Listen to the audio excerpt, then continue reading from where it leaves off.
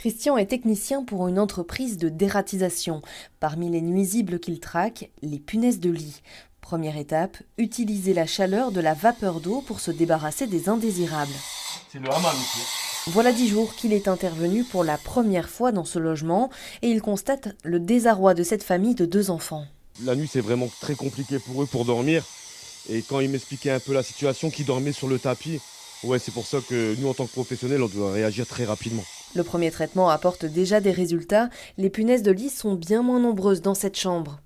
Mais elles grouillent partout ailleurs à Bruxelles. Ces parasites mesurent en moyenne 5 à 7 mm et ont l'art de se dissimuler dans les matelas, les sommiers, jusque dans les têtes de lit. Un fléau pour les hôtels bruxellois.